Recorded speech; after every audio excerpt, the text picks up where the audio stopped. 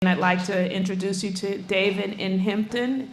He is the Dean of the Faculty of Divinity, Alonzo L. McDonald Family Professor of Evangelical Theological Studies, and the John Lord O'Brien Professor of Divinity.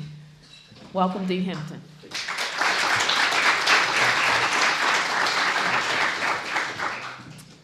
Thanks very much. It's great to be here. Good morning. So I'm David Hempton, Dean of the Divinity School. I met many of you at the reception in Jewett House last evening. So thanks for coming to that as well. We're delighted to host you. I can honestly say that there are a few more pleasurable tasks a dean gets to do than to meet with a newly admitted class. So much enthusiasm, potential, commitment to service, and desire to live lives of purpose and meaning. It's really very inspiring. So thanks for coming to Jewett last evening. I just wish you had stayed a little longer to clean up and do the dishes and so on. Just saying. No, I'm kidding. This gets done. No, it was really fun having you there. Sorry about the weather today, but it's hardly ever like this in Boston. It's the Irish influence, I think. So first of all, congratulations on your admission to HDS, which is probably the most selective divinity school in the United States, according to our peer surveys. So the admissions committee has a very difficult task each year of selecting a class from a very talented pool of applicants. So I commend you on the fine record of achievement by which you have earned a place in the 2007 admitted class. It is quite an achievement, so congratulations on that. I know some of you have already accepted our offer of admission, and we look forward to having you on campus in the fall. Most of you, however, are visiting us today as you consider HDS among multiple options. Honestly, what other options could be as exciting? CEO of Apple, head of filmmaking at Pixar, or what? But not another divinity school.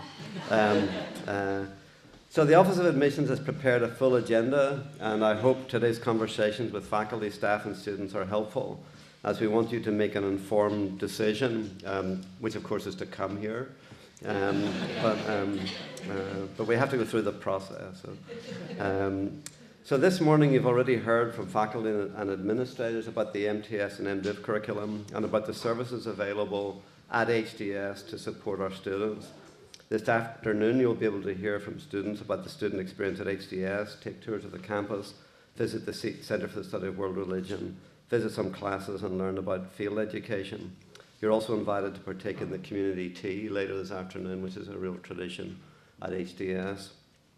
So you've chosen a very important time to engage in the study of religion, ministry, and theology. In the past several months alone, we have hosted public events on the recent presidential election, on the relationship between religion and local communities responding to gun violence.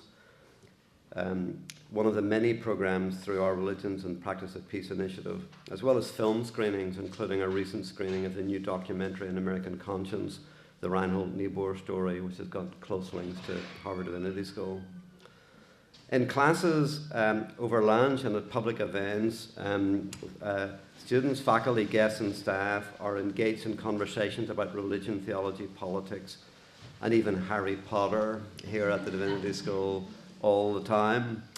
In many ways, our students, like you, are leading the way, whether it's a work of recent alums, Angie Thurston and Casper Kyle, who are exposing how communities of the religiously unaffiliated gather, or the Black Religion and Spirituality Conference hosted by Harambe last fall, or the community of students and scholars at the Center for the Study of World Religions, who sponsor panels and talks by faculty and visiting scholars.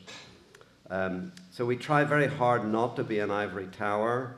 I have a favorite phrase that we try and have zip lines out of the ivory tower as often as we can. It's kind of exhilarating ride. So why Harvard and why Harvard Divinity School? Why should you come here? So here are 5 reasons you might want to consider joining us.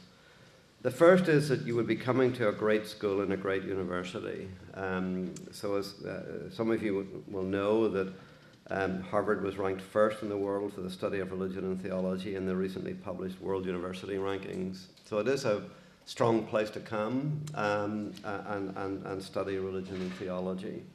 Harvard is also America's oldest university and one of the great universities in the world. So I do think, I mean, some of my fellow deans are fond of saying this as well, of the other graduate schools, that it is a great school and a great university, and wouldn't be such a great school if it wasn't in a great university. So the two really help each other along, which is one good reason why I think the university-based divinity schools are particularly appealing possibility over the standalone divinity schools, because you simply do get access to the facilities of a great university. So it is an extraordinary place. The Divinity School not only has its own rich history and traditions, but we're situated in a university city of 10 schools and a major research institute. Many of our students not only love HDS, but also love the opportunity to engage with other graduate schools and academic disciplines. I hear this again and again from students and alums, that just having access to take some courses in the Kennedy School or the Law School or the Business School or whatever really is an enhancement of the student experience here. And our alums talk repeatedly about the formation that comes from those options and possibilities. So have a look at our Faces of Divinity exhibition, which is on in the campus, on the walls all around the campus buildings, and you'll get a sense of a really wonderful 200-year history of this school, which, as you know, is celebrating its bicentennial 200th birthday this year. And one easily underestimated byproduct of being at Harvard and being a great school and a great university is that you will have access to the world's best university library system, approaching 20 million volumes and counting. It's really a wonderful resource for students, for faculty, for everyone engaged in serious work here. And it's often underestimated because people don't talk so much about libraries these days, but libraries are great places. Secondly, so that's the first, a great school and a great university.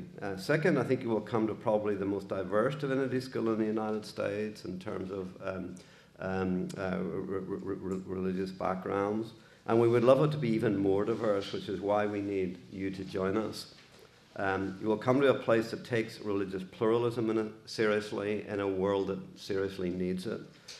We have at least 3 distinguished faculty members with expertise in 5 of the world's great religious traditions, Christianity, Islam, Hinduism, Buddhism, and Judaism, as well as expertise in many other native traditions around the world, Australian, Cuban, Mayan.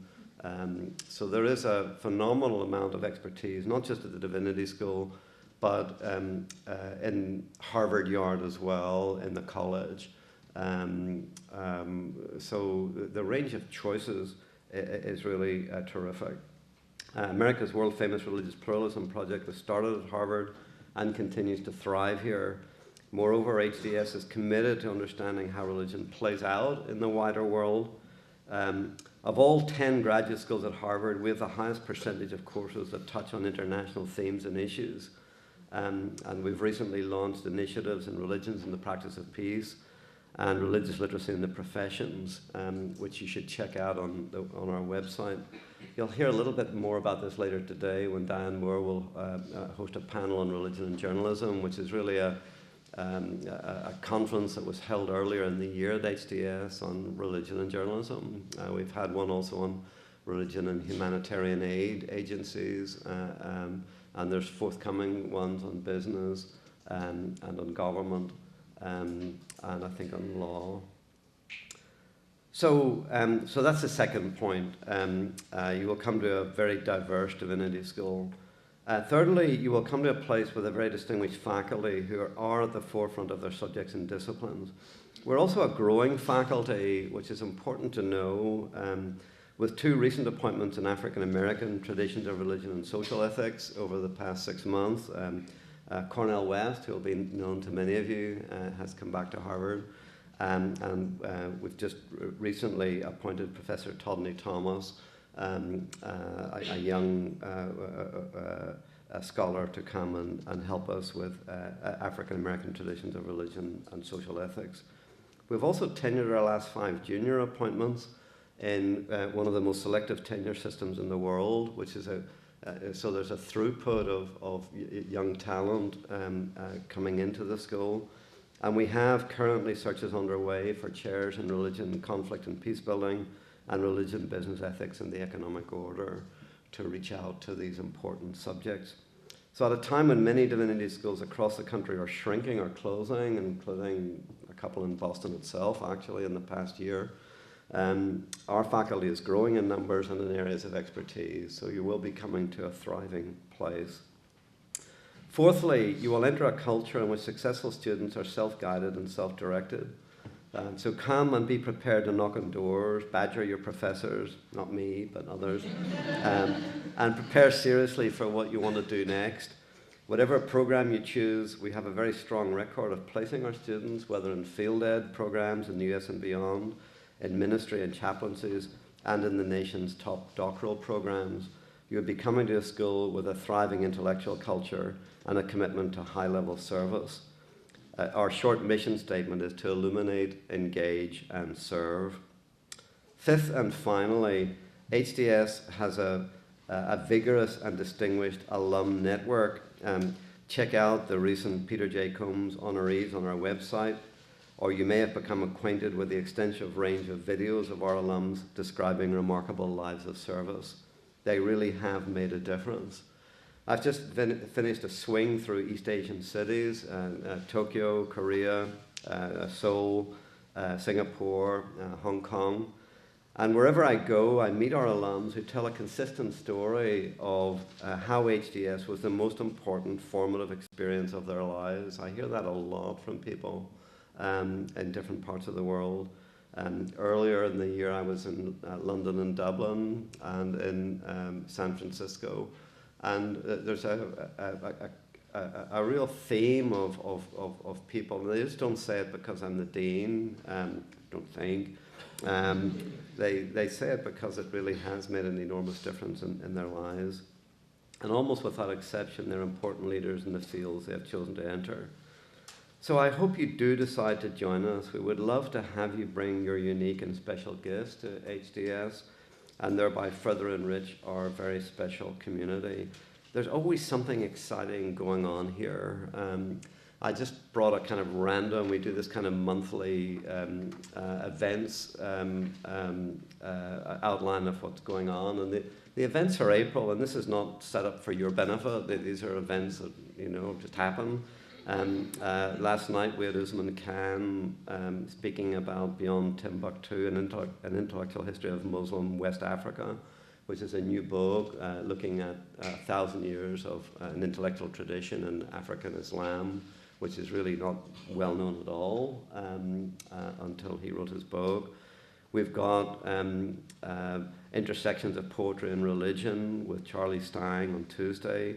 We have an RPP colloquium on Thursday on Beyond Militarization, the role of religious communities in the struggle for justice and peace, with scholars from the Kroc Institute in Notre Dame and moderated by Brian Hare from the Harvard Kennedy School.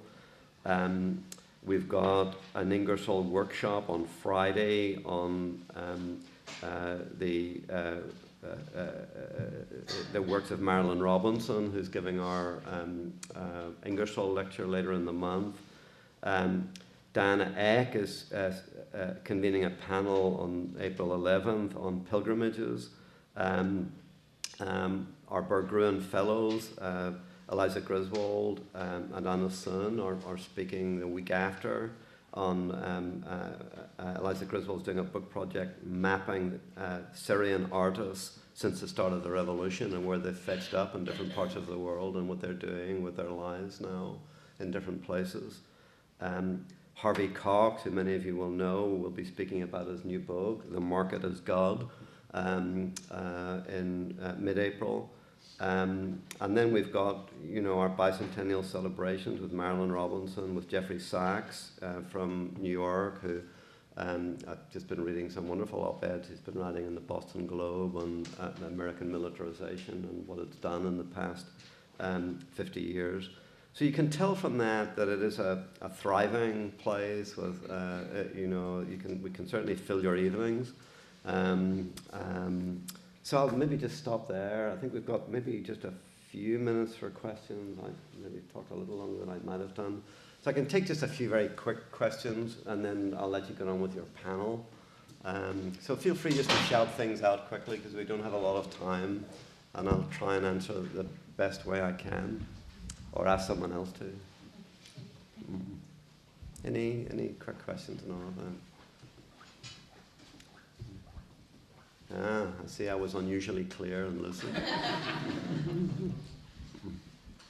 Dean, you named many wonderful reasons for us to choose HDS. Yeah. What's your very favorite thing about your experience here at Harvard Divinity School? That's a great question. I think my favorite thing here, so I came to HDS from a background as a historian, and I was chair of a large history department back in the UK, and then came via BU to here. But one thing that I think is unusual about a place like this is that in those big FAS departments, questions around meaning or purpose or service in the world are not the ones we spent much time talking about. You were just talking about your discipline, which is fine. I enjoy being a historian, and that was fun. But I think here you not only get to do that, serious academic, rigorous work in real disciplines, but there's also something bigger going on here. People are willing to talk about those bigger questions around ethics and purpose and meaning and service and engagement and what they plan to do with their lives, which often changes over the course of time here. So I think it's the permission of being at a divinity school where those questions are not just tabled, but are dealt with. And I think the other thing I would say is, because there's such a diversity of backgrounds, traditions, points of origin, that it's a rich conversation. Even last night, it was kind of fun just wandering around in the reception at Jude and hearing people's stories from all over the country and different parts of the world, and all eager to come, mostly eager to come here. Some of you I know are foolishly considering, universities that were not ranked one, and which is your choice. But no. So I think that is my favorite thing. When just the energy in a room like last night, we just sense a remarkable amount of talent, not just academic talent, which of course is there, but different kind of talent that really wants to do something with one's life and in service of a better world. So I think that's my favorite thing about being here. Any other questions? My second most favorite thing are the libraries. I have to say, as a scholar, it's hard to even communicate the joy of being able to get any source you want at any time. It's a phenomenal blessing of being here. And I think you'll find the students, as you work on research projects and so on, it just makes it so much better. And I remember in a previous life being chair of the history department in Queen's University in Belfast, we had to construct these very detailed schedules of teaching courses and classes and subjects, so that we weren't doing the same thing at the same time, because there weren't enough books to go around. And students would often come to you and say, I couldn't get the books, I wanted to do a better essay, but I just couldn't get any sources. And that was often true, that there just weren't. That's not an excuse that plays well here. It really isn't. So I know it's not the most imaginative thing to say, but it really makes a huge difference as you go about your normal lives as students and disciplines. And it cuts across so many areas. There's great libraries here in just about every. There's 80 libraries at Harvard, and including Widener, which is a world-class library in itself. Any other questions? Quick question. Maybe take one more.